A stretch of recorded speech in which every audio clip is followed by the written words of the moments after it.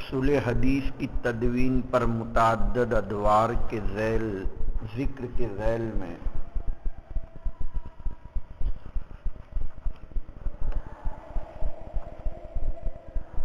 ساتواں دور جو حافظ ابن حجر عسقلانی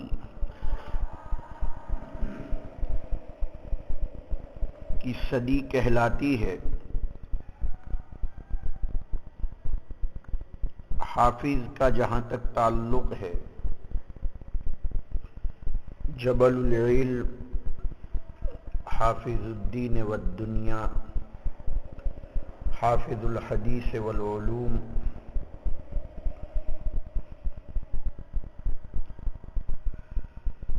آٹھویں صدی کے اواخر اور 9ویں صدی کے اوائل کے آدمی ہیں۔ آپ کی کتاب بھی مقدمہ ابن الصلاح پر الافصاح کے نام سے ہے، مکتبہ جامعہ میں موجود ہے۔ دیکھی آپ نے جی؟ ہاں دیکھتے رہو، کہاں ہے؟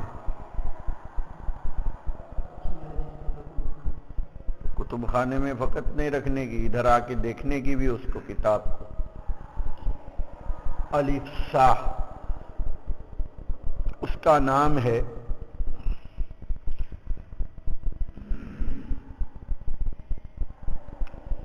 النکت ابن الصلاح۔ حافظ کا انتقال 852 میں ہوا۔ تفصیل تو حافظ کے متعلق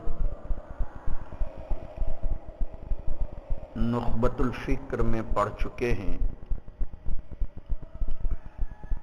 شیخ الاسلام آپ کا لقب شہاب الدین بھی، آپ کا لقب ہے ابو الفضل، کنیت ہے احمد ابن علی ابن محمد ابن علی ابن احمد، احمد ابن علی ابن محمد ابن علی ابن احمد کنانی، منسوب ہے قبیلہ کنان کی طرف، اور جہاں تک عسقلانی کا تعلق ہے یہ فلسطین کے علاقے کا ایک شہر ہے،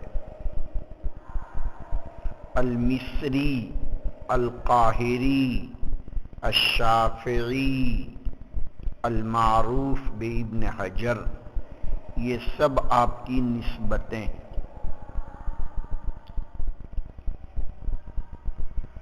ولادت با سعادت 23 شعبان 773 کے اندر مصر قدیم کے اندر ہوئی۔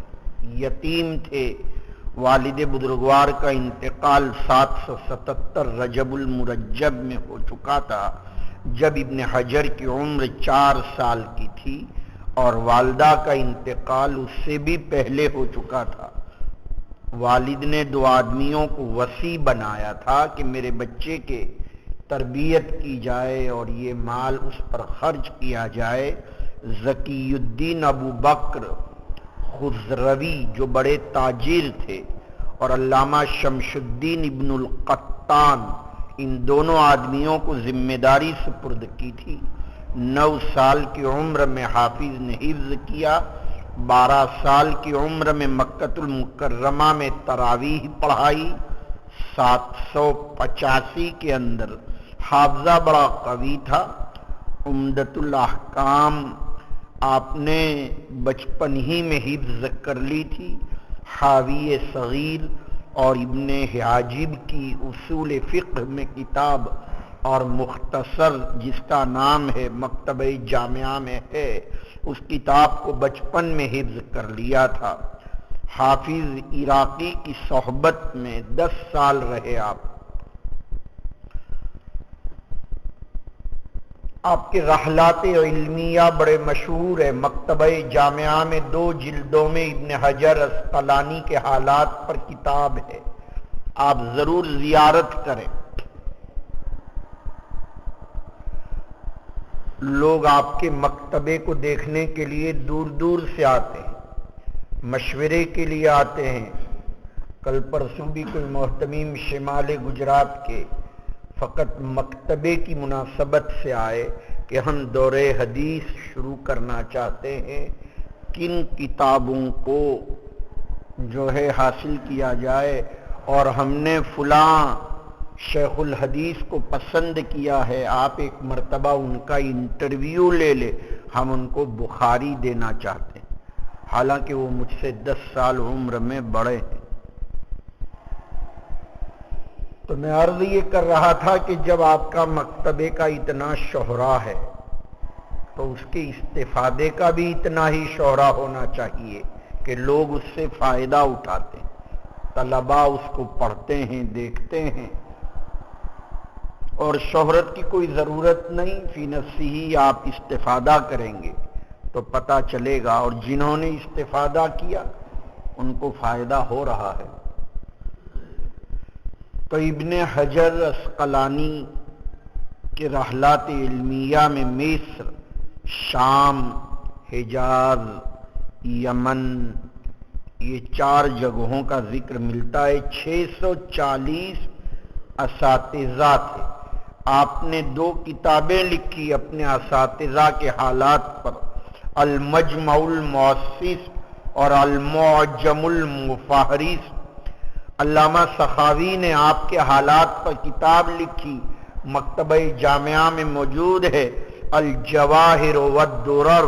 چونکہ علامہ سخاوی شاگرد ہیں ابن حجر عسقلانی کے، علامہ ابن خلیل نے بھی جمان الدرر کے نام سے کتاب تالیف فرمائی، جس میں آپ کے 636 اساتذہ کا تذکرہ ہے۔ مشہور اساتذہ میں ابراہیم تنوخی، عمر ابن رسلان، سراج الدین بلقینی، علامہ ذہبی، علامہ مزی، عز الدین ابن جماع، یہ آپ کے مشہور تلامذہ میں سے،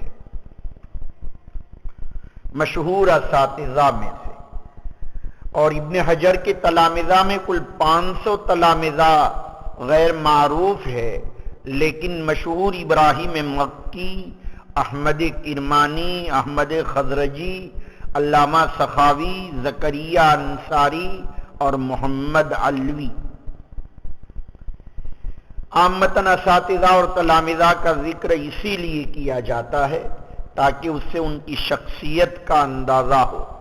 بہرحال یہ حافظ ابن حجر عسقلانی، جو شیخ الاسلام کا بھی لقب ہے، حافظ المشرق والمغرب بھی کہا جاتا ہے، امیر المومنین فی الحدیث بھی کہتے ہیں، علامۃ الدہر بھی کہا جاتا ہے، قاضی القضات کے لقب سے بھی یاد کرتے ہیں، اور شیخ و مشائخ الاسلام بھی کہا جاتا ہے۔ آپ کو تعارف میں اماماً، عالماً، حافظاً، شاعراً، ادیباً، مصنفاً، بڑی تحقیقی کتابیں ہیں آپ کی۔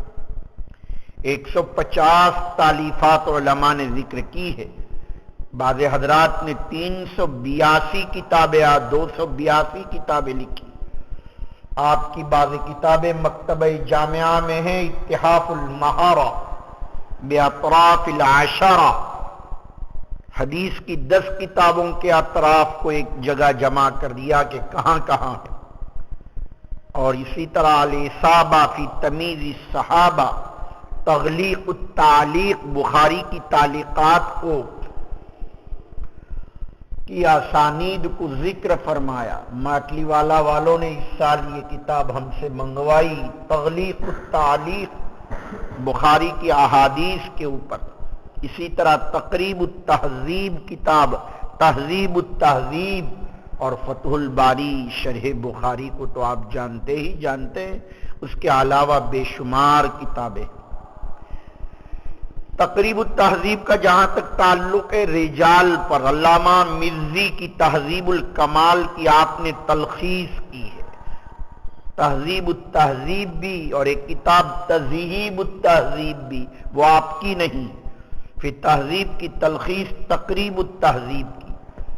رجال پر آپ کی ایک بڑی مشہور کتاب مکتبہ جامعہ میں لسان المیزان کے نام سے، مقدمہ بخاری اور مقدمہ شرح بخاری پر ہدی الساری، اور جب ہدایہ پڑھتے تھے آپ تو حاشیے پر ایک کتاب الدرایہ فی تخریج احادیث الہدایہ، اور ابھی ابھی ذکر آیا تھا نکت علی کتاب ابن صلاح، اور نخبۃ الفکر اور اس کی شرح نزہۃ النظر تو آپ پڑھ کر ہی آئے۔ منبہات ابن حجر کے نام سے بھی آپ کی کتاب موجود ہے۔ آپ کی چند تالیفات کو ہم نے ذکر کیا۔ مشہور تالیف تو وہی ہے نخبۃ الفکر، جس کو آپ نے پہلے ششم میں پڑھا یا پڑھ رہے ہیں یا پڑھنا چاہتے ہیں۔ لفظ نخبۃ الفکر ہے یہ لفظ، نخبہ بمعنی عمدہ، جو معنی ہے منتخب کردہ کے معنی میں، پسند کردہ کے معنی میں، اور الفکر یہ فکر کی جمع ہے، لہذا نخبۃ الفکر نہ کہیں بلکہ نخبۃ الفکر کہیں۔ بہرحال منتخب افکار کو جمع کیا ہے، اور اسی کی شرح صاحب البیت ادری بما فیہ ہونے کی وجہ سے یہ متکلم خود اپنے کلام کی شرح کو زیادہ جانتا ہے۔ آپ کی کتاب نزہۃ النظر فی توضیح نخبۃ الفکر فی مصطلح اہل الاثر، یہ پورا نام ہے کتاب کا، نزہۃ النظر فی توضیح نخبۃ الفکر فی مصطلح اہل الاثر۔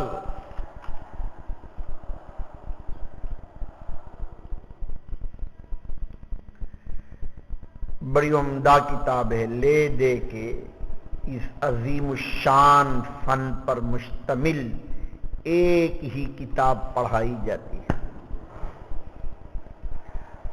آپ کے یہاں کبھی خیر الاصول ہم لوگ رٹا دیا کرتے تھے، اب تو وہ بھی حذف کر دی، چونکہ آپ مشغول بہت ہیں، ایک سال میں 2 درجے پڑھتے ہیں، 4 درجے پڑھتے ہیں۔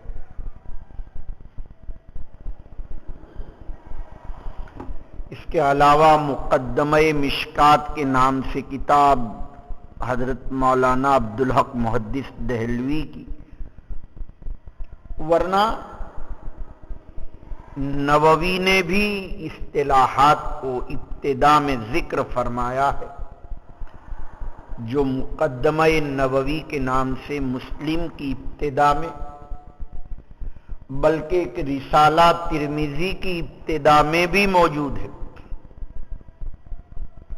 یہ سب اصول حدیث پر ہے۔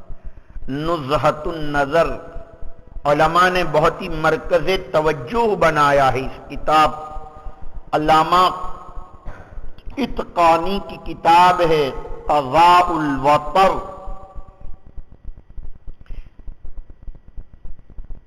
اور آپ کے نخبہ پر جو حاشیہ ہے اس کا نام بھی ہے غالباً لقط الدرر، علامہ عبداللہ عدوی کی کتاب ہے وہ۔ علامہ قاسم ابن قطلبغا نے بھی، جو ابن حجر کے تلمیذ ہے، انہوں نے بھی حاشیہ لکھا ہے، آپ کے مکتبے میں موجود ہے۔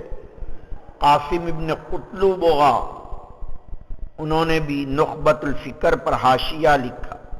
کمال الدین محمد ابن قطلبغا کی شرح اور حاشیہ نتیجۃ النظر کے نام سے ہے۔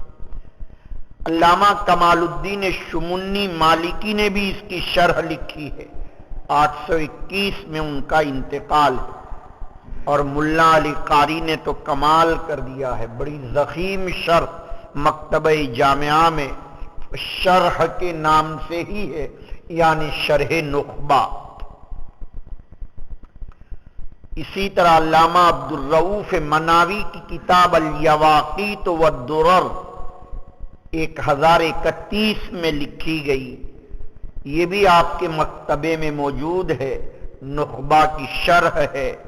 بہجت النظر بڑی عمدہ کتاب ہے، محمد صادق سندھی کی، 1138 میں انتقال ہے، اور ابھی ذکر کیا عبداللہ عدوی کا حاشیہ لقط الدرر، 1309 میں لکھا گیا ہے، 14ویں صدی کے اندر علامہ کمال الدین شمنی نے ایک منظومہ لکھا ہے نخبۃ الفکر کا، 721 میں ان کا انتقال ہے، اور ان کے صاحبزادے ابن شمنی نے بھی ایک کتاب لکھی، وہ بھی آپ کے مکتبے میں ہے، العالی الرتبہ فی شرح نظم النخبہ۔ ایک اور عمدہ شرح آپ کے مکتبے میں ہے تصحیح النظر فی توضیح نخبۃ الفکر، مولانا محمد حسین ہزاروی کی کتاب ہے۔ علامہ وجیہ الدین علوی کا ذکر ہندوستان میں علم الحدیث کب آیا اس ذیل میں گزر چکا ہے، احمد آباد کے، انہوں نے بھی شرح لکھی ہے نخبہ کی، 998 میں ان کا انتقال ہے، 10ویں صدی ہجری کے عالم۔ اسی طرح ایک شرح آپ کے یہاں علامہ محمد اکرم سندھی کی بھی ہے، ایمان النظر کے نام سے، یہ نخبۃ الفکر کی شرح ہے۔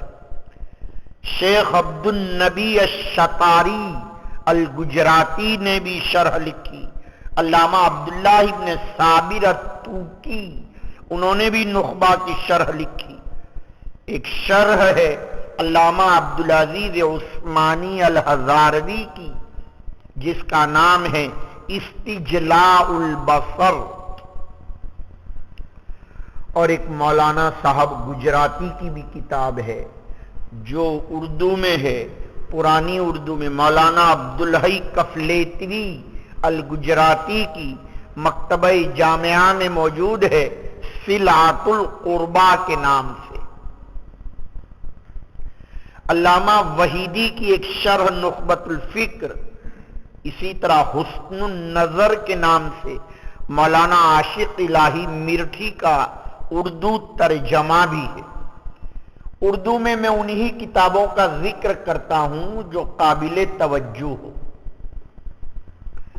علامہ صغانی نے بھی ایک منظومہ لکھا ہے قصب السکر کے نام سے، یعنی وہ بانس جس میں مٹھاس، سکر۔ علامہ شہاب الدین طوفی نے بھی ایک شرح لکھی ہے۔ اس طرح نخبہ پر حضرات علماء نے متعدد کام کیے ہیں۔ یہ گفتگو چل رہی تھی درایت حدیث پر، اور عرض کیا تھا کہ 8ویں صدی ہجری کے اندر متعدد کام ہوئے، انہی میں سے علامہ ابن کثیر کی کتاب بھی آپ کے مکتبے میں الباعث الحسیس کے نام سے، شرح اختصار علوم الحدیث، یہ بھی ابن الصلاح کے مقدمے کی شرح ہے۔ علامہ بدر الدین ابن جماعہ نے بھی مقدمہ ابن الصلاح کی شرح لکھی، جن کا انتقال 723 میں ہوا، آپ کے مکتبے میں ہے المنہل الروی فی الحدیث النبوی۔ مقدمہ ابن الصلاح کی تلخیص کی ہے۔ علامہ عز الدین محمد ابن ابی بکر ابن جماعہ نے بھی المنہج السوی فی شرح منہل الروی کے نام سے کتاب لکھی۔ علامہ سراج الدین بلقینی نے بھی مقدمہ ابن الصلاح پر 805 میں انتقال ہے، جو ابن حجر کے اساتذہ میں سے ہے، مقدمہ ابن الصلاح کا اختصار لکھا ہے، اس کا نام ہے محاسن الاصطلاح، مکتبہ جامعہ میں موجود ہے۔ مکتبہ جامعہ پر ایک نظر کیجئے تو آپ کو اندازہ ہوگا، ایسی کتابیں ہیں کہ لوگ آ کر حیران ہو جاتے ہیں کہ اتنی عمدہ کتابیں یہاں کہاں سے آ گئی۔ ذوق پر بات ہے یہ، ہمیں ایسا کتب خانہ ملتا، ہم تو چوری کرتے تھے کتب خانے میں جا کے۔ کبھی سردیوں کا زمانہ تو کمبل اوڑھ لیا، گرے کلر کا ایک کمبل تھا، یہ مولانا نے جو سویٹر پہن رکھا ہے، وہ بھی بیچارے مولوی جو ہے ہمارے فیض الحسن کا کمبل تھا، اس کو اوڑھ کے جاتے تھے۔ کتاب چوری کر کے لاتے تھے. پیٹ اس وقت بڑا نہیں تھا، چونکہ آپ کی صحبت ابھی حاصل نہیں ہوئی تھی، اس لیے تو پتلے پتلے آدمی تھے. اور یہاں چھپا کر ایک مرتبہ پوری تحاوی کی کاپی چھپا کر لیا، مخطوطات میں تھی، اب تو وہ چھپ گئی تو یہاں چھپا لی. جیسے آپ روٹی چھپاتے ہیں، اب بالکل جو ہے وہ کرتے ہیں، بنیان کا انسرٹ کرتا ہے عارف بھائی اور روٹی چھپا کے لاتا ہے. جی، تو ہم کتاب چھپا کے لایا کرتے تھے اور کتاب کی چوری کرتے تھے. ایک دن مطالعہ کر رہا تھا، مولانا تشریف لے آئے، وہاں سید وقار علی صاحب، اور دیکھا کہ فتح القدیر رکھی ہوئی ہے، بہت پرانی. وہ اتفاق سے میں استنجی کے لیے گیا تھا اور کتاب کھلی ہوئی تھی اور وہ کمرے میں آ گئے. انہوں نے فوراً کتاب لے کے جو ہے دفتر میں پہنچا. اتنی قیمتی کتاب مدرسے کی جو کبھی دی نہیں جاتی، کہاں سے آئی؟ تو بلایا دفتر والوں نے مولانا علیم اللہ بستوی کو. کہنے لگے کیسی تھی؟ کہا کہ انہوں نے ایک دن کے لیے مانگی تھی تو میں نے دے دی تھی. بہت گرم ہوئی. میں کیا کرتا تھا اس زمانے میں، دمن میں کیتی کا کپڑا ملتا تھا، تو کوئی جانے آنے والا ہوتا تو واپی سے کیتی کا ایک کپڑا منگوا لیتا تھا، 3 میٹر. مولانا تھنگنے سے تھے، سمجھ میں آیا تو 3 میٹر کپڑا اور مولانا کو ہدیہ دے دیتا تھا. سمجھ میں مولانا خوش ہو جاتے تھے. پھر مجھے کتب خانے میں بھی جانے دے. جیسے آپ مطبخ والوں سے تعلق رکھتے ہیں، کینٹین والوں سے تعلق رکھتے ہیں، آپ دھوبی سے تعلق رکھتے ہیں، ہم کتب خانے والوں سے تعلق رکھتے تھے. تو کیتی کا کپڑا جو ہے، ہاں آپ کو تو یہاں ضرورت ہی نہیں، کتب خانے والوں سے، کتب خانہ ہر وقت کھلا ہوا ہے، براہ راست آپ کا تعلق ہے، لیکن آپ فائدہ نہیں اٹھا رہے. کیے ہونے چاہیے کتب خانے کے. کل ایک کچھ مہمان آئے تھے، میں ان کو مدرسہ بتا رہا تھا تو میں نے بہت خوشی ہوئی. مجھے ایک اتنا بڑا غم تھا. اللہ نے جو ہے وہ مبارک شیرپوری کو میں نے بلایا تو وہ اتنا اچھا عربی بولتا ہے، زبان میں لکنت. میں اتنا خوش ہو گیا کہ 1 مہینے میں یہ آدمی اتنی اچھی عربی بولتا ہے. پورا جواب و مہمان کو عربی میں، کتابوں کا تعارف. پھر میں سپون جا رہا تھا، ان کو بٹھا کے لے گیا اور میں نے ان سے کہا کہ میرا تو غم تم نے دور کر دیا. تو بعض بچے بہت اچھے نکل آتے ہیں، سعادت مند بچے. پیوستہ رہ شجر سے امید بہار رکھ. پھر اللہ ان سے کام بھی لیتے ہیں. دیکھو اللہ کی ذات کتنی بے نیاز ہے. جن کی زبانیں صاف ہے اللہ ان کو محروم کر دیتا ہے، اور جن کی زبانوں میں لکنت ہے اللہ ان سے کام لیتا ہے. عبد المجید چمپارنی ملا تھا مجھے مرکز میں میں اعتکاف میں تھا. 2 سال اعتکاف کیا نظام الدین میں. تو میں نے پوچھا کہ کیا کرتے ہو عبد المجید؟ میں ان کو صوفی صاحب کہتا تھا. تکرار میں بیٹھتے تھے، بالکل سمجھتا نہیں تھا. تو کہا علامہ شوق نیموی کی کتاب الآثار پڑھا رہا ہوں. میں نے کہا یا اللہ تیری قدرت ہے، تیری ذات بے نیاز ہے. تو اللہ کس سے کام لے لیتے ہیں کچھ پتہ نہیں چلتا. سمجھ شریف میں آیا اللہ کی ذات بے نیاز ہے اور اچھے لوگ رل جاتے. کل پورے دن ایک بچے کے رل جانے کے اوپر روتا رہا، پورا دن روتا رہا. ایک اتنا اچھا بچہ رل گیا.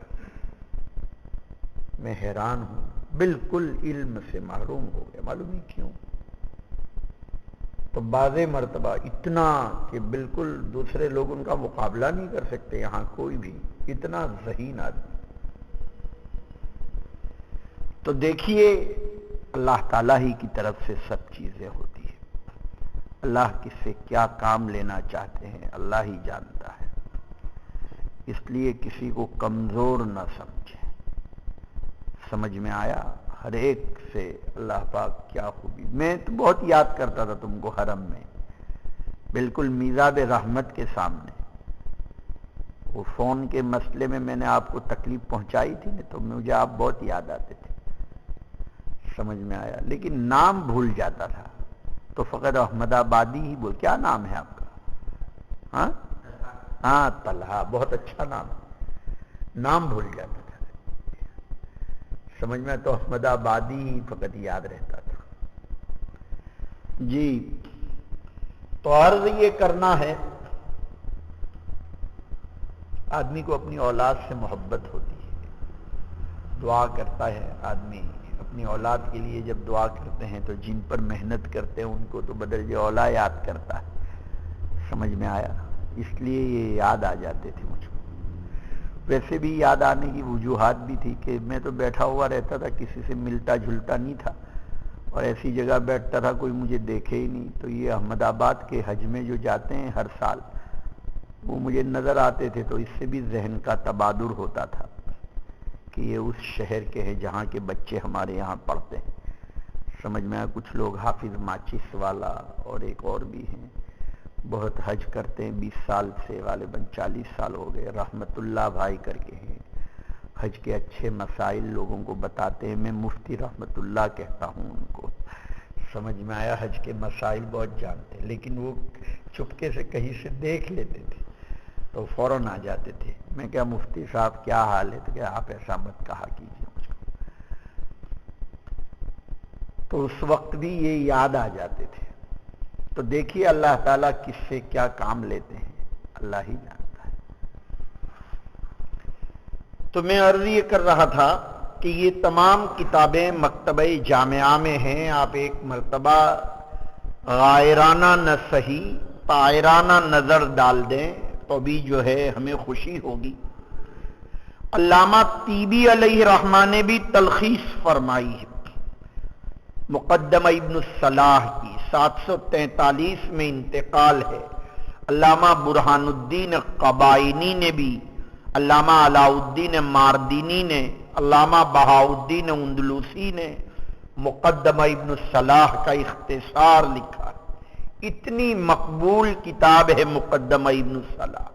علامہ عراقی نے منظومہ لکھ کر اس کی شرح لکھی، فتح المغیث شرح الفیۃ الحدیث. علامہ برہان الدین بقائی نے اس پر حاشیہ لکھا، النکت الوفیہ فی شرح الفیہ. علامہ زرکشی نے بھی مقدمہ ابن الصلاح پر النکت لکھی.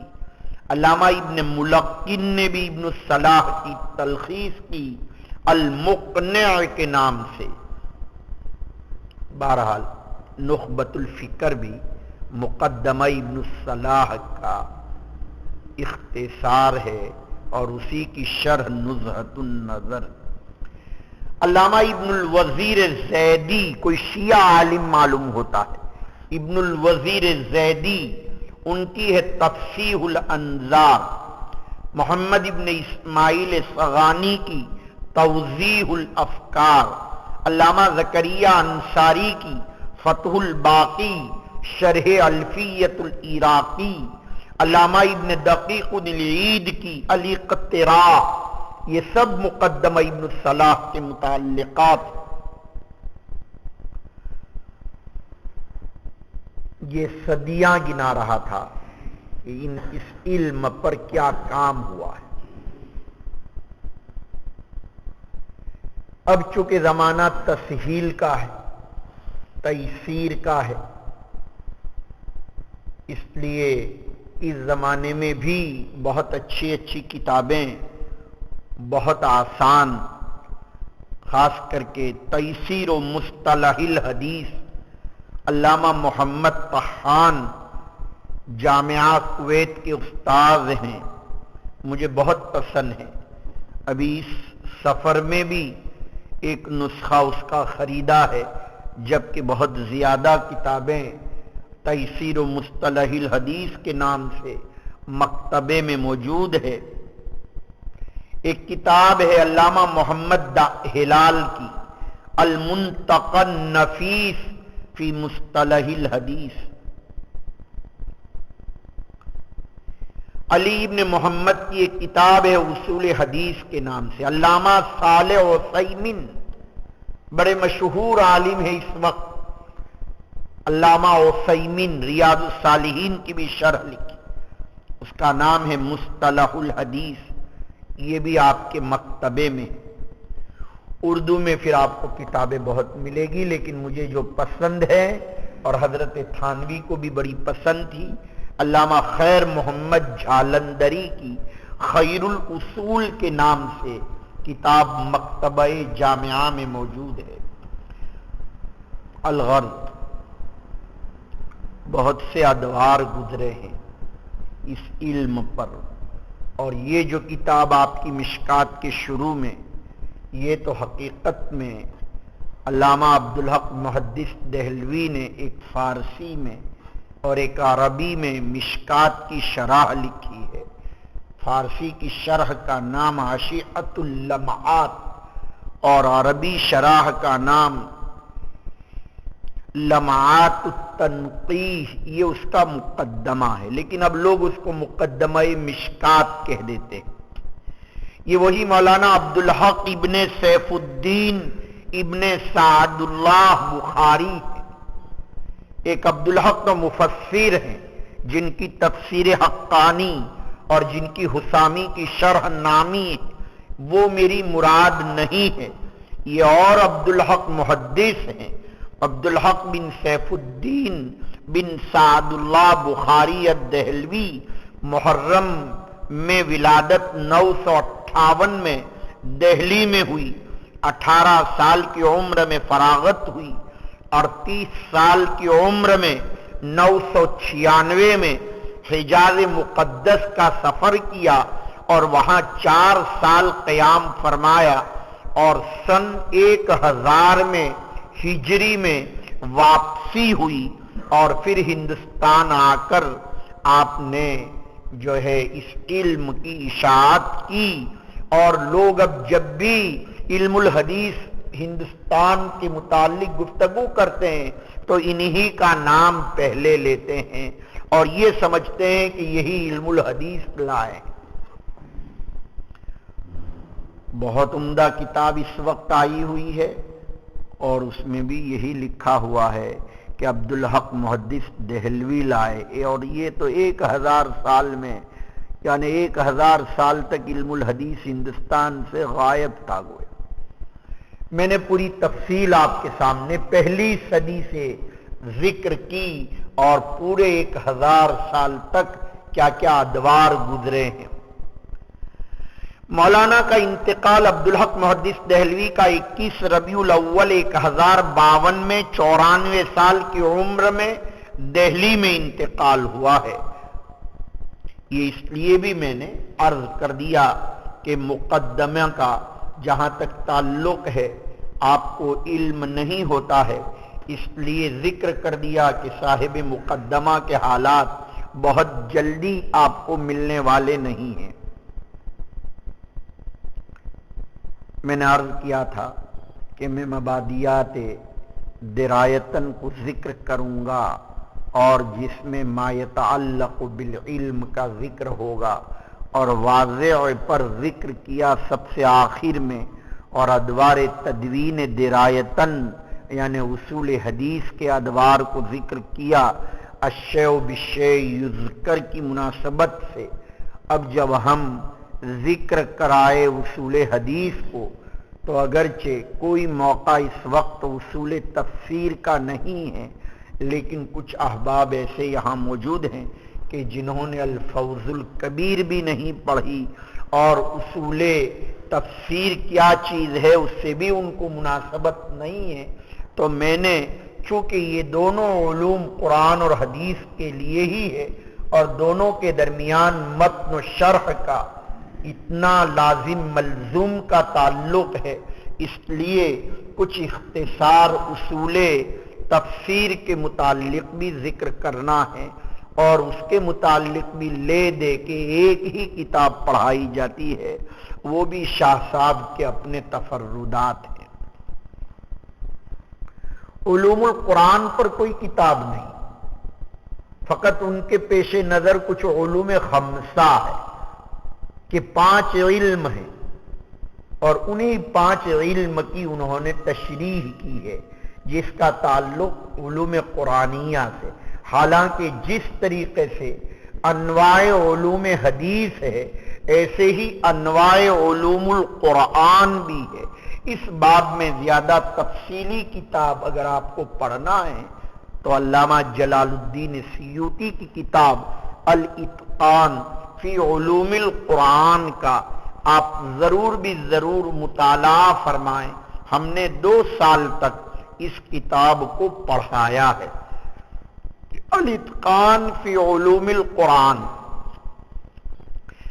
لیکن آپ کے مکتبے میں چونکہ اور نصاب میں جس طرح اصول حدیث کی ایک ہی کتاب ہے، اصول تفسیر کی بھی ایک ہی کتاب الفوز الکبیر فی اصول تفسیر کے نام سے، اور وہ بھی اتفاق سے شاہ صاحب نے فارسی میں لکھی تھی فتح الخبیر کے نام سے، اور چونکہ کسی نے اس کی تعریب کی، اور تعریب بھی علامہ منیر الدین دمشقی کی طرف منسوب ہے، اللہ کہ ممکن ہے دمشق ایک ایسا شہر ہے جہاں کچھ فارسی النسل لوگ بھی رہتے ہوں گے، ورنہ ایک عربی عالم کا فارسی میں تعریب کرنا، فارسی کی کتاب کی تعریب کرنا سمجھ میں نہیں آتا۔ بہرحال بعد میں بہت سارے حضرات نے اس میں اغلاط تلاش کی اور انہوں نے نئی تعریب فرمائی ہے موجودہ زمانے کے لوگوں نے، آپ اس کا بھی مطالعہ کر سکتے ہیں۔ سب کے نام میں لیتا نہیں، جدھر طبیعت چلتی ہے انہی کے نام لیتا، اور جدھر طبیعت نہیں چلتی ادھر نام زیادہ لیتا نہیں۔ بہرحال عرض یہ کرنا ہے، اس کی وجہ یہ نہیں ہے، بس یہ ہے کہ ہر ایک کا اپنا ایک میدان ہے کام کرنے کا، تو آپ نئی تعریب کو بھی پڑھ سکتے ہیں، بلکہ غالباً اب زیادہ رائج پرانی تعریب ہم نے جس زمانے میں، ہم نے تو پڑھی نہیں، یہ کتاب پڑھائی ضرور ہے، سمجھ میں آیا اس کو، عبدالرب اور عبید اللہ کو پڑھائی ضرور ہے اس کتاب، اور بھی غالباً 1 آدھ سال پڑھائی، لیکن یہیں پر پڑھائی، اور 1 سال پڑھانے سے میری مراد یہ ہے کچھ طلبہ تفسیر کے عنوان سے یہاں آ گئے تھے، ان کو ہم نے پڑھایا، بالکل پہلے سال 3 طالب علم آئے تھے کہ ہم یہاں تفسیر پڑھیں گے، ایوب پانولی، شعیب کیسر پوری، اور ایک تیسرا ایک طالب علم تھا، تو وہ لوگ مدرسوں میں کہیں حدیث پڑھا رہے ہیں۔ اس سال میں نے ان کو الفوز الکبیر پڑھائی تھی۔ تو میں عرض یہ کر رہا تھا کہ جس طرح اصول حدیث ایک اسم مرکب ہے، ایسے ہی اصول تفسیر بھی ایک اسم ترکیبی ہے، اور جہاں اسم ترکیبی ہوا کرتا ہے وہاں حد اضافی اور حد لقبی کو ذکر کیا جاتا ہے۔ حد اضافی سے مراد اصول اور تفسیر دونوں کی الگ الگ، اصول کی متعلق ما قبل میں پڑھ چکے ہیں، اصل کی جمع فرع کی ضد ہے، اس کے معنی قاعدہ، دلیل، راجع، ماخذ، ما یستند الیہ الشیء، اور میں عرض کر چکا ہوں اصول فقہ میں دلائل اور ماخذ کے معنی میں، اور اصول حدیث اور تفسیر کے اندر یہ لفظ جو ہے قواعد کے معنی میں، علماء نے ما یبتنی علیہ غیرہ، جس پر غیر کی بنا ہو، اساس منزل، گھر کی بنیاد کو بھی کہا جاتا ہے۔ قرآن مجید نے بھی کہا ہے اصلھا ثابت وفرعھا فی السماء، اور اصطلاح میں متعدد معنی کے لیے یہ لفظ مستعمل ہوا کرتا ہے۔ اور جہاں تک تعلق ہے اس لفظ کا، یہ تو مضاف ہے، اور مضاف الیہ اضافت کا ذکر ما قبل میں چونکہ ہو چکا ہے لہذا اس کی ضرورت نہیں، البتہ مضاف الیہ یہاں لفظ تفسیر باب تفعیل کا مصدر ہے، اور حقیقت میں اس کا ماخذ اشتقاق الفسر ہے، جس کے معنی الایضاح، التبیین، الکشف یہ معنی آتے ہیں۔ علماء نے لکھا ہے کہ یہ مقلوب السفر ہے، یعنی یہ لفظ سفر ہے۔ گویا مادہ اگرچہ تفسیر کا فا، سین، را مجرد میں باب نصر اور باب ضرب یضربو سے یہ لفظ مستعمل ہے، اور تفسیر تو مزید فی ہے، اور معنی الایضاح، التبیین واضح کرنا، کھولنا، فسر بمعنی ابانا، فسر بمعنی کشف الغطاء، کشف الغطاء ازال الستار، جس نے پردے کو زائل کر دیا۔ قرآن مجید نے بھی اس لفظ کا استعمال فرمایا ہے۔ اللہ تعالیٰ فرماتے ہیں کیا ہے؟ وَأَحْسَنُ تَفْسِيرًا۔ ارے ہے نا یہ لفظ قرآن مجید کے اندر، وَمَا جِئْنَاكَ إِلَّا بِالْحَقِّ، کیا ہے؟ حافظ ہیں سب رمضانی، لیکن جو حضرات یہ کہتے ہیں کہ یہ لفظ اصل میں فسرن تھا اور اسی سے یہ بنا ہے، اور فسر کے معنی کشف اور ایضاح کے، اور مقلوب السفر اور روشن کے معنی میں یہ مشہور ہے، لیکن علامہ محمود آلوسی صاحب روح المعانی نے اس کو رد کر دیا، اور انہوں نے یہ کہا کہ نہیں، تفسیرہ یہی اصل لفظ ہے، مقلوب سفر ماننے کی ضرورت نہیں، اور تفسرتن فعللتن کے وزن پر طبیب کی اور ڈاکٹر کی وہ قوت تشخیص اور وہ قوت ججمنٹ جو نبض پکڑ کر مریض کی بیماری کی شناخت کرتا ہے، اس قوت طبیب کا نام تفسرہ ہے۔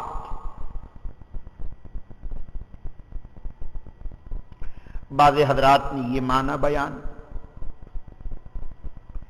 تو گویا تفسیر کے 3 معنی ہو گئے، الایضاح، التبیین، الکشف۔ دوسرے معنی یہ ہے کہ مقلوب السفر، اور تیسرے معنی جس کو علماء نے ذکر کیا کہ طبیب کی قوت معرفت الامراض کا نام ہے۔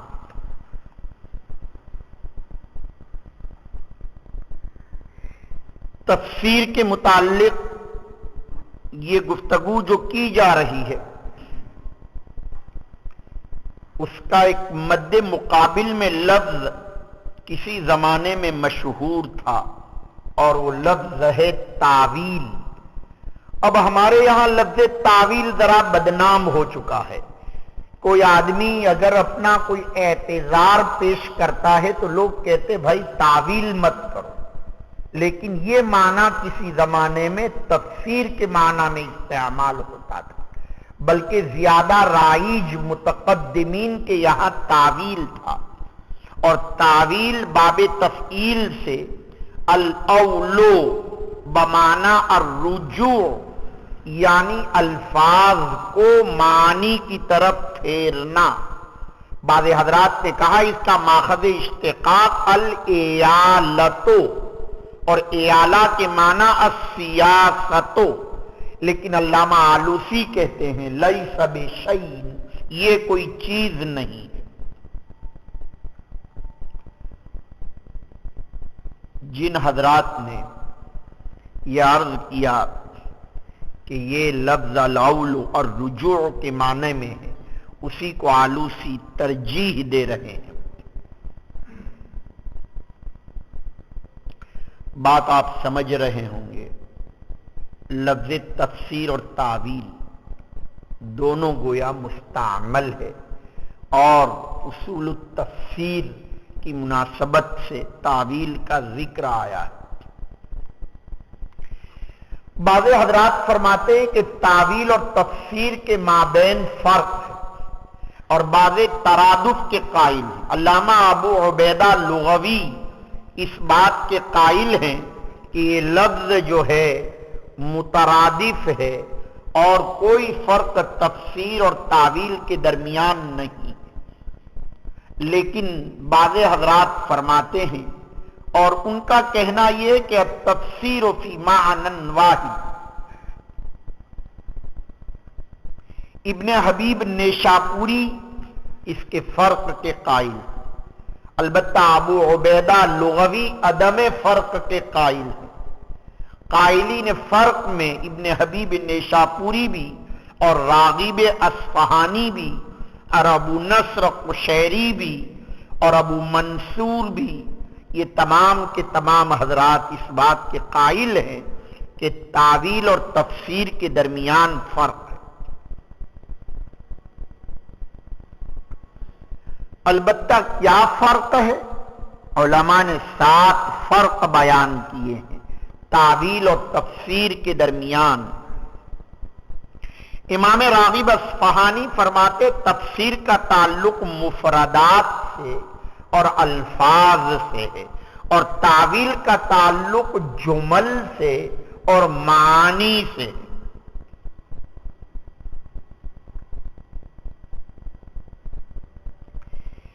اس کا مطلب یہ ہے، یہ بات امام راغب اصفہانی نے بیان فرمائی۔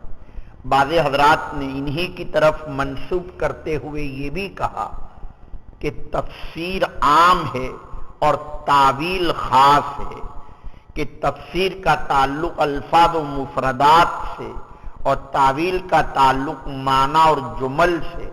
جہاں تباین کا فرق ہے وہاں عموم خصوص مطلق کی طرف بھی نسبت کی۔ بعض حضرات یہ کہتے ہیں کہ تعویل کا تعلق کتب الہیہ سے ہے اور تفسیر کا تعلق کتب انسانیہ سے بھی کیا جا سکتا ہے۔ کوئی کتاب کی شرح ہو اگر، جیسے کہ مشکا فتح الباری یہ شرح ہے، تو کہا جا سکتا ہے کہ یہ تفسیر میں ہے، یعنی بخاری کی تفسیر ہے، بخاری کی تشریح ہے، لیکن بخاری کی تعویل ہے یہ نہیں کہیں گے۔ ہاں کتب سماویہ اور الہیہ کی تشریح کو تعویل اور کتب عامہ سب دوسروں کی کتاب کو تفسیر کہتے ہیں۔ یہ فرق ان کی طرف امام راغب اصفہانی کی طرف منسوب ہوا ہے۔ بعض حضرات کہتے ہیں کہ تفسیر وہ ہے جب کسی لفظ کے ایک ہی معنی ہو، اور تعویل وہ ہے جب کسی لفظ کے متعدد معنی ہو۔ میں سمجھتا ہوں یہ بالکل قریب وہی مفہوم ہے جو اصول فقہ میں مشترک اور مؤول میں پڑھ کر آئے۔ مشترک اس وقت تک ہے کہ جب کسی لفظ کے متعدد معنی ہو اور ابھی تک اس کی تعیین نہ ہوئی ہو، اور مؤول وہ ہے کہ کسی لفظ کے متعدد معنی تو ہوں لیکن پھر معنی متعین کا نام مؤول ہے، یہ اس کے قریب گویا معنی ہو جائیں گے۔ بہرحال تعویل میں معنی کا تعدد ہوتا ہے اور تفسیر ایک ہی معنی سے متعلق ہے۔ یہ بھی فرق علماء نے ذکر کیا ہے۔ علامہ ابو منصور فرماتے ہیں تفسیر کا تعلق یقین سے اور تعویل کا تعلق ترجیح سے ہے، یعنی جب کسی معنی میں متعدد احتمالات ہو اور ایک معنی کو متعین کیا جائے، اور تفسیر کسی لفظ کی یقینی تشریح کو اور تعویل کسی لفظ کی احتمالی تشریح کو گویا کہا جاتا ہے۔ بعض حضرات فرماتے ہیں تفسیر کا تعلق روایت سے ہے اور تعویل کا تعلق درایت سے ہے۔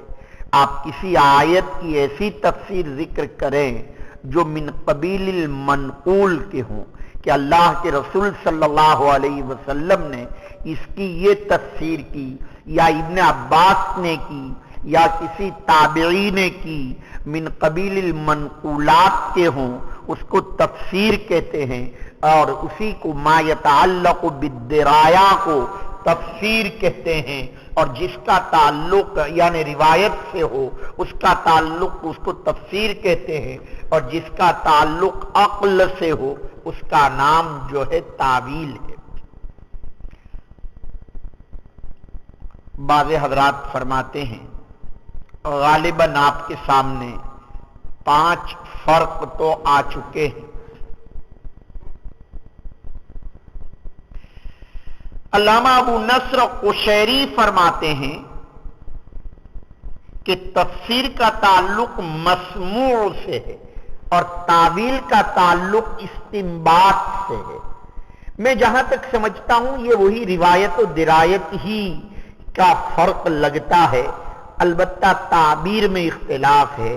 مسموع کا تعلق منقول ہی سے ہوتا ہے، روایت سے ہی ہوتا ہے، لہذا ما یتعلق من قبیل المسموعات کا نام تفسیر اور من قبیل المعقولات کا نام تعویل، استنباط کا نام تعویل ہے۔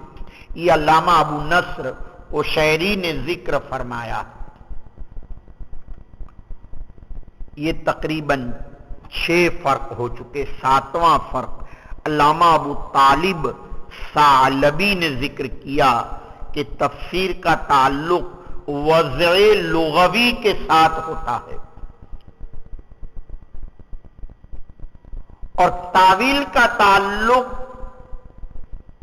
غیر وضع کے ساتھ ہوتا ہے، مجاز کے ساتھ ہوتا ہے، یعنی کسی لفظ کے معنی حقیقی بیان کرنا یہ تو تفسیر ہے، اور کسی کے معنی مجازی بیان کرنا اس کا نام تعویل ہے۔ پر سمجھ میں آ رہی بات؟ 6-7 فرق علماء نے تعویل اور تفسیر کے درمیان ذکر کیے ہیں۔ یہ گفتگو تو چل رہی تھی اصول حدیث کی مناسبت سے، اصول حدیث اور اصول حدیث کی مناسبت سے اصول تفسیر اور اصول تفسیر کی مناسبت سے تعویل اور تعویل کی مناسبت سے تفسیر اور تعویل کے مابین فرق۔ اب پھر ہم ایک مرتبہ تفسیر کی لغوی تحقیق کے بعد تفسیر کی یعنی علم التفسیر کی اصطلاحی تعریف کی طرف آ رہے ہیں۔ علم یبحث فیہ عن القرآن الکریم من حیث دلالتہ علی مراد اللہ تعالی بقدر طاقت البشریہ۔ علم التفسیر کی تعریف یعنی مضاف الیہ، نہ کہ حد علم التفسیر اصول تفسیر کی نہیں، وہ علم جس میں قرآن کریم کے متعلق بحث کی جائے باعتبار دلالت کے کہ اللہ کی مراد کیا ہے، البتہ بقدر طاقت البشریہ۔ یہ تعریف علماء نے ذکر کی ہے۔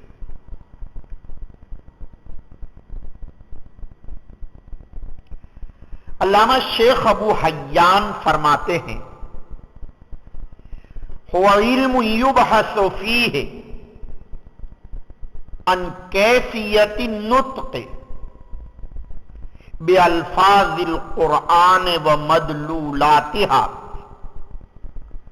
واحکامها الافرادیہ والترکیبیہ۔ یہ بڑی جامع تعریف شیخ ابو حیان نقل کر رہے ہیں۔ علم یبحث فیہ ایسا علم جس میں بیان کیا جائے من کیفیت النطق بالفاظ القرآن الکریم، قرآن کریم کے الفاظ کا نطق سے گفتگو ہو۔ اس کا مطلب علم التفسیر کا جز علم القراءت بھی ہے۔ اسی لیے جب تفسیر کی بعض کتابوں میں خود جلالین میں انذرتہم پر جب پہنچیں گے تو انذرتہم کہ آیا یہاں تسہیل ہے یا تحقیق ہے، سمجھ میں آیا؟ یا انذرتہم کیا پڑھا جائے گا؟ تو بعض کتب تفاسیر میں کیفیت نطق سے بھی گفتگو ہوتی ہے، اس لیے کہا جائے گا کہ علم القراءت وہ حقیقت میں علم التفسیر کا جز ہے اس تعریف کے اعتبار سے، بلکہ یہ جو لفظ ہے وہ مدلولاتہا، اس سے علم اللغت بھی جز بن گیا، واحکامہ الافرادیہ والترکیبیہ ومعانیہا، اس تعریف کی وجہ سے احکام افرادیہ، علم الصرف، علم اللغہ اور اسی طریقے سے ترکیبیہ سے نحو اور ساتھ ساتھ بلاغت، یہ بھی اس کا جز بن گیا۔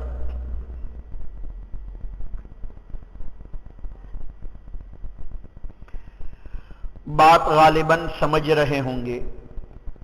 شیخ ابو حیان کی تعریف جامع ہے، علم القراءت، علم اللغت، علم النحو، علم الصرف، علوم بلاغت، معانی، بیان، بدیع، سب کو اس اعتبار سے یہ بھی تعریف علماء نے ذکر کی ہے۔ اور ایک تعریف ماقبل میں نے ذکر کی جس میں گویا علم القراءت کو خارج کر دیا، اس لیے کہ وہاں لفظ تھا علم یبحث فیہ عن القرآن الکریم من حیث دلالتہ علی مراد اللہ تعالی بقدر طاقت البشریہ، اس تعریف کی وجہ سے گویا یہ نکل جائے گا علم القراءت۔ لیکن اگر یہ تعریف لی جائے ابو حیان کی، جیسا کہ علم یبحث فیہ عن کیفیت النطق بالفاظ القرآن ومدلولاتہا واحکامہ الافرادیہ والترکیبیہ ومعانیہا التی تحمل علیہا حالت الترکیب وتتمات لذالک،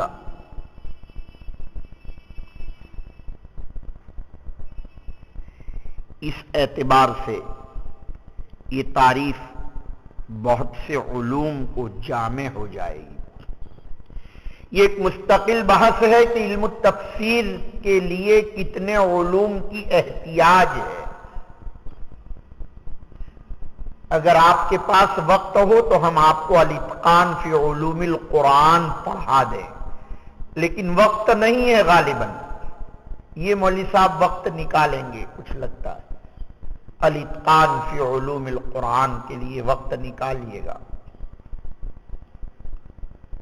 2 سال پڑھائی یہ کتاب، جس مولوی صاحب کو پڑھایا مولانا الیاس ہتھورانی، وہ آج کل لینس میں ایک مدرسے میں ترمذی شریف پڑھاتے ہیں، اور ایک مولانا کو پڑھایا مولانا ادریس، وہ آج کل برطانیہ میں لیسٹر شہر میں مشکات پڑھاتے ہیں، اور ایک مولانا حنیف وریٹھی کو پڑھایا، وہ آج کل مدرسہ قائم کر لیا ہے اور بخاری شریف بھی پڑھاتے ہیں۔ بات سمجھ رہے ہیں؟ اب ہم لوگوں کے شاگرد جو ہے، ایک شاگرد کو شرح تہذیب پڑھائی تھی، بلکہ 8 سال پڑھایا اس کو، سب سے پہلے دن شرح تہذیب، وہ تو آج 20 سال سے بخاری پڑھا رہا۔ آج اس کے مدرسے میں عصر کے بعد بیان ہے میرا، عصر کے بعد ایک مدرسے میں، مغرب کے بعد دوسرے دارالعلوم میں، عشاء کے بعد ایک گاؤں میں۔ یہ بیانوں کا سلسلہ بھی کچھ مقرر پیدا ہو جاتے، سمجھ میں آیا تو یہ مستقل ایک موضوع ہوتا ہے بیانوں کا۔ تو عرض یہ کرنا ہے کہ اللہ پاک نے ان حضرات کو کام میں لگا دیا۔ یہ الگ بات ہے کہ یہ جو دوسرے ملکوں میں لوگ چلے جاتے ہیں وہاں کام میں سطحیت ہوتی ہے، یعنی یہ ہے کہ بہت چین اور سکون کے ساتھ کام کرنے کا وقت نہیں ملتا، لوگ کام نہیں کرنے دیتے ذوق نہ ہونے کی وجہ سے۔ اب تو ہندوستان کا بھی یہی حال ہے۔ تو میں عرض یہ کر رہا تھا کہ الاتقان فی علوم القرآن میں ان علوم محتاج الیہا کا ذکر ہے۔ جلال الدین سیوطی کی کتاب 2 جلدوں میں، دہلی جب گیا حضرت مولانا کے یہاں، جمعہ کی رات کو بھی مولانا کو یاد کرتا رہا 1.5 گھنٹے تک۔ مجمع میں بھی لوگ روتے رہے۔ حضرت مولانا محمد سلیمان جھانجی صاحب، مجھے میرے اساتذہ سے بہت محبت ہے، یہ میرے پاس جو کچھ ہے نا، یہ اساتذہ کی محبت ہے۔ میں بہت محبت کرتا ہوں اپنے اساتذہ کو، کہیں بھی میرے استاد مل جائیں میں ان کی پیشانی چاٹتا رہتا ہوں اور کوشش کرتا ہوں کہ میں بغیر استاد کے ملے ہوئے کہیں نہ جاؤں۔ کبھی کسی استاذ کے بارے میں دل میں کوئی خطرہ بھی اگر گزرتا ہے تو میں ان کے وسیلے سے دعا مانگتا ہوں، اور ذرا بھی کسی کے عیوب کی طرف، مثلا کسی استاذ کی رکعت چلی گئی اور کوئی بات خیال میں آ گئی، فوراً توبہ کر لیتا ہوں۔ اس لیے اساتذہ سے جب تک عشق کے درجے کا تعلق نہیں ہوگا علم میں برکت نہیں ہوگی۔ یہ جو 2-4 لفظ آ گئے ہیں اور اللہ نے یہ جو اتنا بڑا کام لے لیا ہے، یہ سب سے پہلے تو ماں باپ کی دعا ہے، اور دوسرے نمبر پر اساتذہ کی محبت ہے، بہت محبت کرتے ہیں، اور میں بھی ان کا بہت ذکر خیر کرتا ہوں اور مجھے بہت مزہ آتا ہے جی، اور دیکھتا رہتا ہوں اپنے استاذ کو عشق کے ساتھ۔ ایک استاذ کو ابھی جن سے میں نے حفظ پڑھا تھا، میری نظر پڑ گئی، بہت جی چاہ رہا تھا مصافحہ کروں لیکن بہت رش تھا، تو وہ اتنا جلدی جلدی چل رہے تھے، میں نے کہا مولانا ابھی تک جلدی چلتے۔ اپنی چپل کو نکالا انہوں نے اور دونوں کو لپیٹا اور پھر ایک جگہ رکھا، تو ان کی طبیعت کا نظم، بڑی نفاست تھی ان کی طبیعت میں۔ مولانا رشید احمد کیات صاحب، میں نے ان سے یوصیکم اللہ فی اولادکم کا سبق پڑھا، وہو الذی انشا جنات معروشات تک، تو اس دن جنازے میں ایک مرتبہ بلا کے ان سے افتتاح بھی کرایا تھا، میں نے ڈابھیل میں پڑھاتے ہیں۔ اب تو وہ میرا بہت ذکر خیر کرتے ہیں، ترینیداد اور باربوڈوس کے مہمانوں کو لے کر یہاں آتے ہیں اور بہت محبت فرماتے ہیں۔ تو یہ اساتذہ کی جب تک دعائیں آپ کے ساتھ شامل حال نہیں ہوگی، اس وقت تک کچھ نہیں ہوگا۔ استاد چاہے کوئی بھی ہو، آپ کا کام یہ نہیں ہے کہ آپ اساتذہ کی تنقید کے پیچھے پڑیں۔ جہاں جہاں اس طرح کے واقعات پیش آتے ہیں کہ آپسی اختلاف طلباء کے سامنے آ جاتا ہے، تو یہ طلباء کی تربیت کے خلاف ہے۔ اس لیے خدارا انتظامیہ سے کوئی بھی شکایت ہو، طلباء کو اعلی کار نہ بنانا چاہیے۔ یہ بعض لوگ کتنا غلط کرتے ہیں۔ ایک مدرس کو ہم نے سمجھایا کہ دیکھو تم تقریر میں یہ بات مت کہا کرو، وہ نہیں مانے۔ میرا عمر واڈہ میں بیان تھا، میں چلا گیا، عمر واڈہ سے آیا تو پھر معلوم ہوا کہ پھر تقریر میں انہوں نے غلط بیانی سے کام لیا۔ اچھا، وہ میرے یہاں رہنے کے لیے آئے تو میں نے ان سے کہا کہ آپ تو فلاں مدرسے کے فارغ ہیں، میرے یہاں پڑھا ضرور ہے لیکن تم فلاں جگہ چلے جاؤ۔ وہ بہت اصرار کرنے لگے کہ نہیں، مجھے تو آپ ہی کی تربیت میں اتنا بڑا خط لکھ کر دیا کہ میری قبر بھی یہاں بنے گی۔ اب جو میں عمر واڈہ سے آیا تو میں نے وہ خط ان کے پاس بھیج دیا جس میں لکھا تھا کہ قبر یہاں بنے گی، تو وہ خط انہوں نے واپس بھیج دیا، حالانکہ میرا شاگرد تھا۔ کہا کہ یہ سب پہلے کی باتیں ہیں۔ میں نے کہا یہ تشریف لائیے۔ ڈرائیور کو کہا بھائی ذرا گاڑی لے آؤ، مولانا کو کہا سامان لپیٹ لو۔ بولو مولانا کہاں جانے کا آپ؟ کہا مجھے جانا ہے یہاں، آپ کو جانا ہے۔ کہا معاف کر دیں گے، میں نے سمجھا دیا۔ بولو کدھر جانا ہے؟ کہا اولپاڑ جانا ہے۔ کہا ٹھیک ہے بھائی جاؤ گاڑی اولپاڑ کی۔ کہا میرے ایک ساتھی رہتے، میں کہا اولپاڑ کی۔ تو بعض مرتبہ لوگ سمجھ نہیں پاتے تو بیچارے محروم ہو جاتے ہیں. اس لیے اس کی کوشش میں نے ان کو سمجھایا کہ آپسی اختلافات تو ہو سکتے ہیں لیکن طلباء کو کبھی آلہ کار نہ بنایا جائے. تو جہاں تک تعلق ہے ہم تو ویسے بھی اپنے مدرسے کا کیا کسی دوسرے مدرسے کا اختلاف بھی، دیوبند سہارنپور کے کتنے اختلافات چلے، نظام الدین کے کتنے اختلافات چلتے ہیں اور معلوم نہیں کہاں کہاں کے اختلافات چلتے ہیں، لیکن طلباء کے سامنے اس پر کوئی تبصرہ نہ کرنا چاہیے اور کوشش کرنی چاہیے کہ طلباء میں علماء کا احترام بڑھے، طلباء کو آلہ کار نہ بنایا جائے. ہمارے بعض اکابرین تو سندوں پر دستخط نہیں کرتے تھے، خاصتاً حضرت مولانا زکریا صاحب نور اللہ مرقدہ اور مولانا مسیح اللہ خان صاحب کہ جو لوگ جو طلباء انتظامیہ یا مدرسہ یا اساتذہ کے خلاف کوئی سازش کرتے. ایک مولوی صاحب کی تکرار میں بیضاوی میں 400 طلباء بیٹھتے. استاد محترم حضرت مولانا فخر الحسن صاحب بیت الخلا میں گئے تو یہ طالب علم نے باڑ سے کنڈی لگا دی. وہ بیچارہ ایسا محروم ہو گیا وہ طالب علم کہ اب بھی جب تصور کرتا ہوں تو رونگٹے کھڑے ہو جاتے. بالکل مسجد کے بغل میں ان کا کمرہ ہے، کبھی نماز پڑھتے نہیں اور ہندو عورتوں کی لائنیں لگتی ہے تعویذ لینے کے لیے، اور بیضاوی کی تکرار میں 400 طلباء بیٹھتے تھے.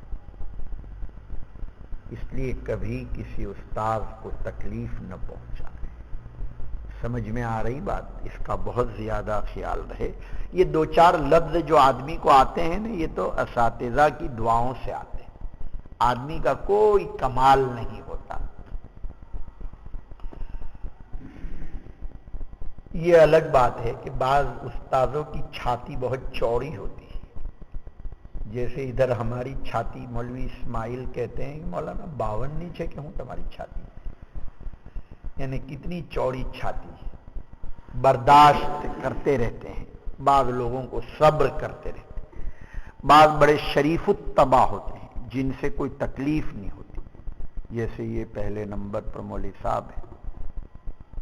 سمجھ میں آیا؟ کبھی آج تک نہیں ہوئی اور مجھے امید ہے کہ کبھی نہیں ہوگی ان سے مجھے تکلیف. تو بعض بہت شریف الطبع ہوتے ہیں اور اللہ پاک نوازتے ہیں. اور یہ اصل میں یہ سوچتا ہوں کہ ان میں یہ خوبی کہاں آئی؟ تو بہت موٹی سی بات ہے. اس کے والد نے زندگی دین میں وقف اور بڑی بے نیازی کے ساتھ، بڑی خوبیاں ہیں. میں لوگوں کی خوبیاں دیکھتا ہوں. کیوں؟ اس لیے کہ مجھے کام لینا ہے اور کام لینے کے لیے تو خوبیاں دیکھی جاتی. سمجھ میں؟ جس کو کام لینا نہ ہو وہ عیب دیکھتا ہے، اور جس کو کام لینا ہے چونکہ کام کا مدار تو خوبیوں پر ہے. کتنی استقامت کے ساتھ ایک آدمی، کتنی بے نیازی کے ساتھ، کتنی سنجیدگی، متانت، وقار کے ساتھ آدمی کام کرتا ہے، کتنی خوشی ہوتی ہے. اور یہ ان کے خاندان کا اثر ہے. ان کے خاندان میں ایک ان کے دادا تھے، حضرت شیخ الاسلام کے خلیفہ تھے، حضرت مدنی کے خلیفہ تھے، مولانا عبدالصمد کاچوی علیہ رحمہ. سمجھ میں آیا؟ ان کے معلوم بھی نہیں ہوگا ان کے دادا کے بھائی تھے. تو بڑے لوگ گزرتے ہیں، معلوم نہیں کس کی ان کے دادا پردادا کس کی دعائیں. تو ماں باپ کی جو دعائیں ہیں وہ ضائع نہیں ہوتی. مجھے تو جب بھی بہت رونا ہونے تو ماں باپ کا تصور کرتا ہوں تو بہت رونا آتا ہے. جب دیکھتا ہوں کہ ابھی دل ابھی رو نہیں رہا ہے، کچھ آنکھ میں آنسو نہیں آ رہے ہیں، تو پھر ماں باپ کا تصور شروع کر دیتے ہیں تو اس سے رونا آتا ہے.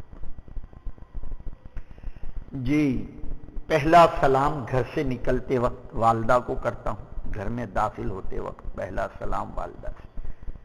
مسجد میں صبح آیا نکلا، ماں تمہیں سحری کی تھی؟ ماں.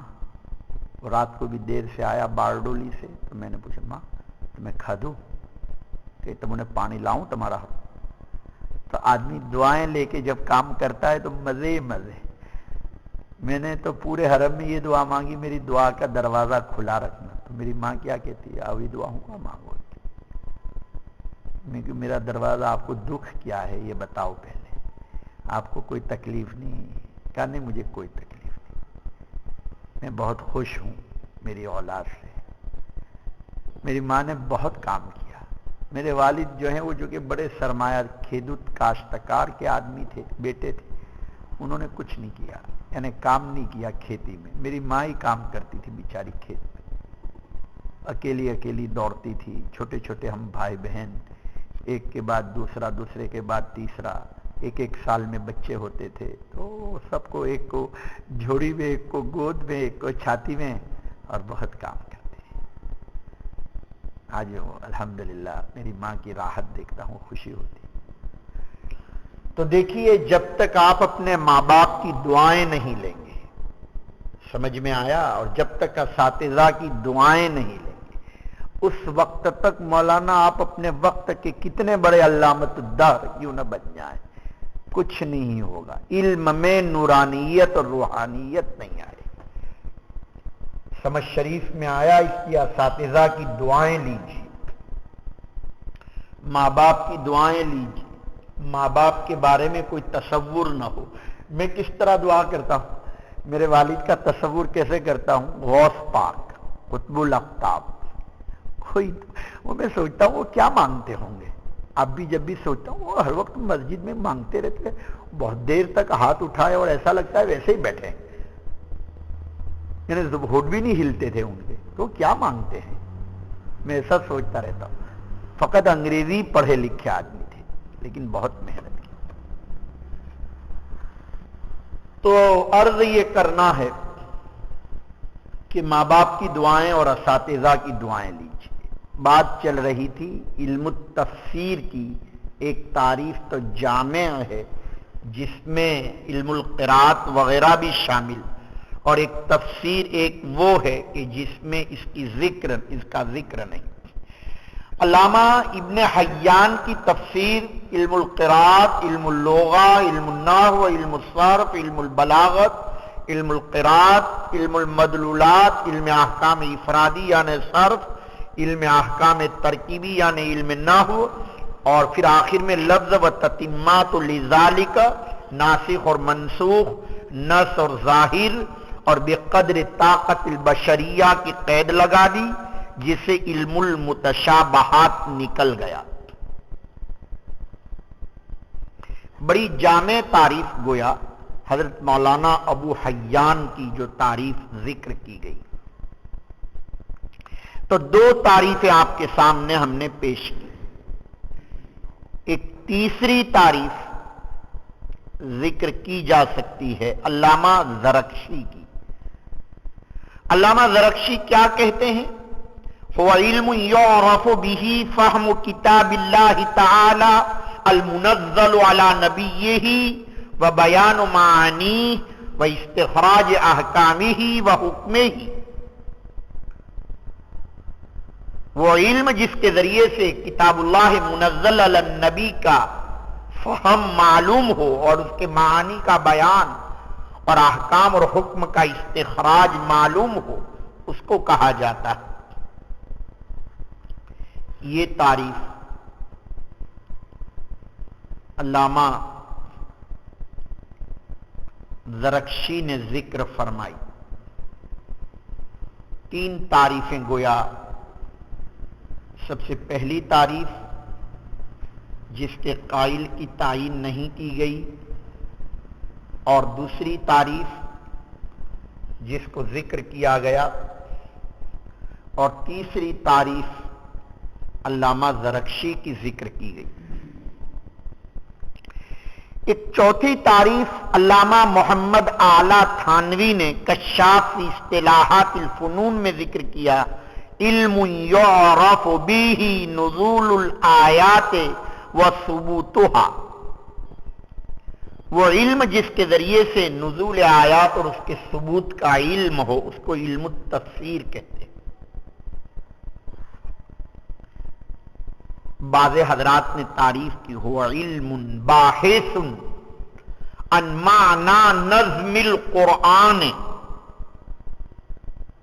وہ علم جس میں بحث کی جائے نظم قرآن کے معنی کے متعلق بحسب طاقت البشریہ وبحسب مما یقتضیہ القواعد العربیہ،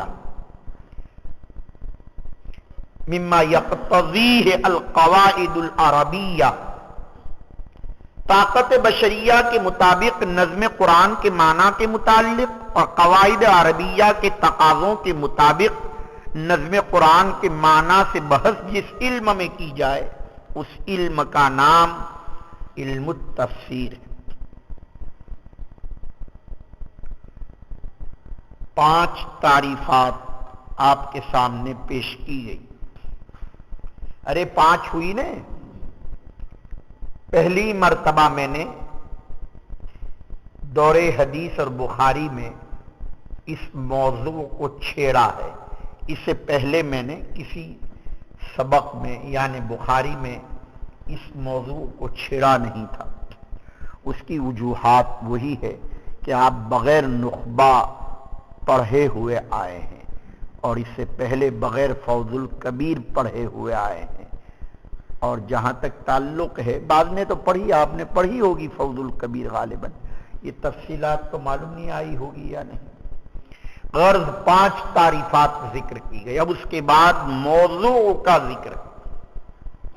لیکن جیسا کہ میں نے عرض کیا کہ یہ گفتگو تو التفسیر کے متعلق مضافلہ کے متعلق، اور اگر مجموع من حیث المجموع حد لقبی جس کو کہتے ہیں یعنی اصول تفسیر کی تعریف اگر مان لی جائے تو پھر کہا جائے گا ہوا علم بقوانین یعرف باستحضارها تشریح معانی القرآن و استخراج الاحکام الشرعیہ علی وجہ الصفت۔ وہ علم نام ہے ان قوانین کا کہ جس کے استحضار سے معانی قرآن کی تشریح کا معلوم ہو اور احکام شرعیہ کا استخراج صحیح طور پر معلوم ہو۔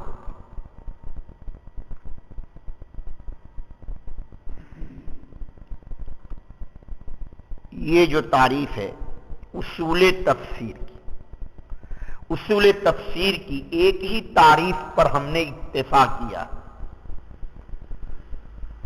اس کے بعد گفتگو تو چل رہی تھی التفسیر پر، تو اس کے موضوع کے متعلق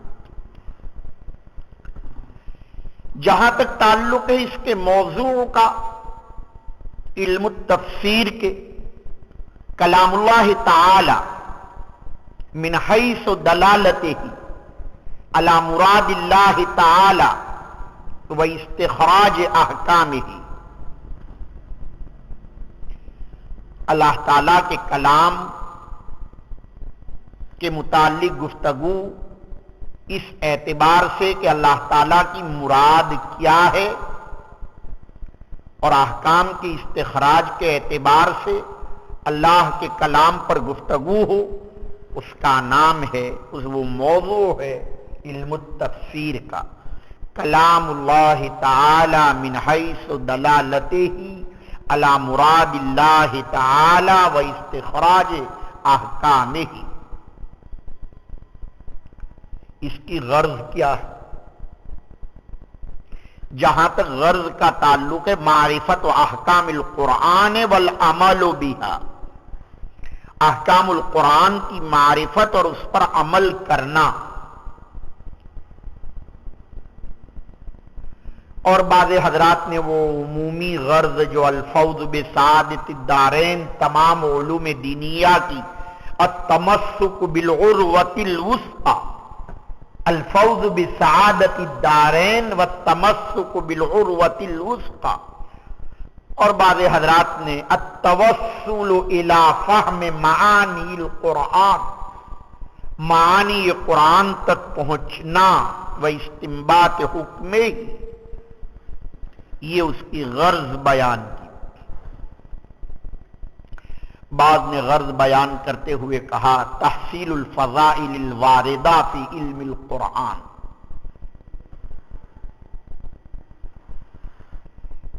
یعنی وہ فضائل جو قرآن مجید کے حاصل کرنے میں وارد ہے ان کو حاصل کرنے کے لیے تفسیر پڑھا ہے، علم التفسیر۔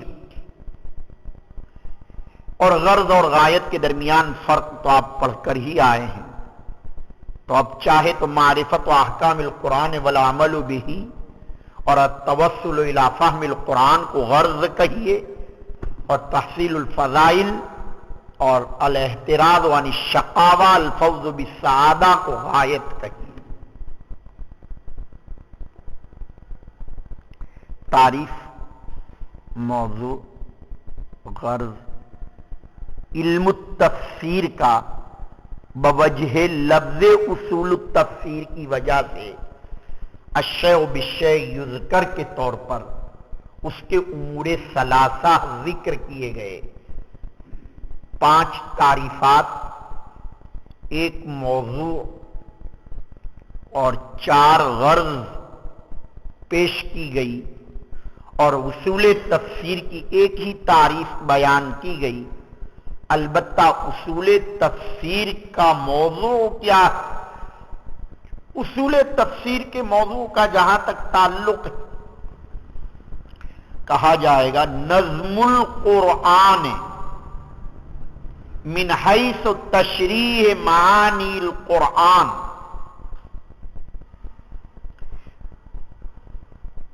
نظم قرآنی کے متعلق گفتگو ہوتی ہے، اور جہاں تک غرض کا تعلق ہے تحصیل ملکت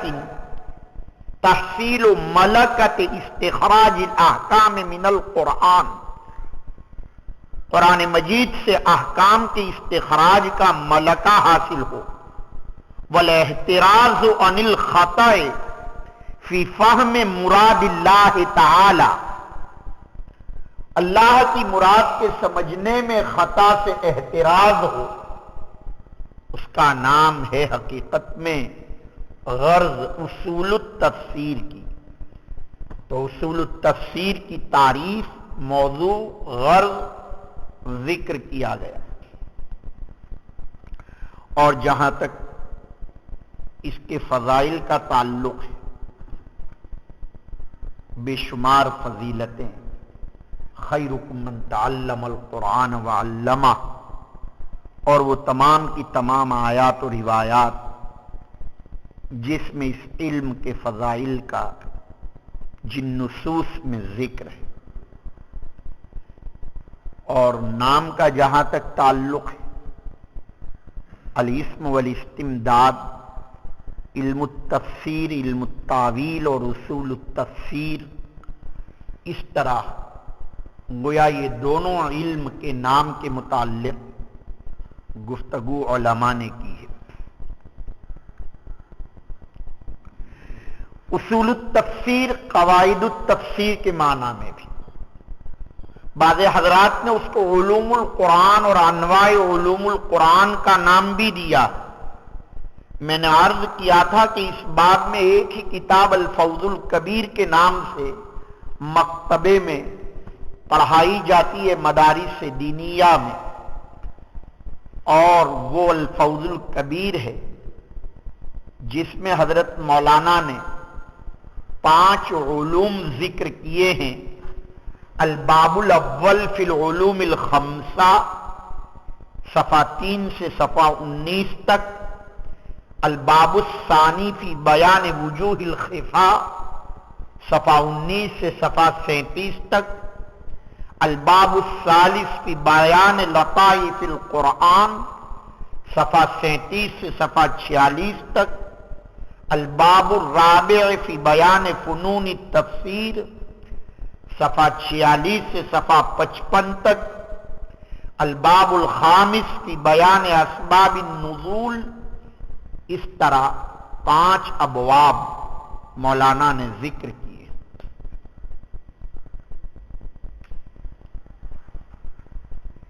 یہ میں نے اصول التفسیر ما یتعلق بالعلم اور ما یتعلق بالکتاب یعنی الفوز الکبیر کا بھی تذکرہ کر دیا، اور جہاں تک مصنف کا تعلق ہے مولانا شاہ ولی اللہ کا تعارف لفظاً لفظاً انطباق کرایا ہوں، اگر آپ کو یاد ہو۔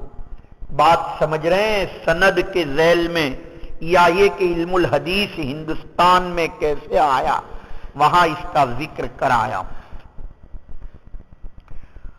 جہاں تک تعلق ہے اس علم کے لیے یعنی علم التفسیر کے لیے کتنے علوم کی ضرورت ہے، علماء نے لکھا ہے کہ سب سے پہلے علم اللغت کی ضرورت ہے، اس لیے کہ یعرف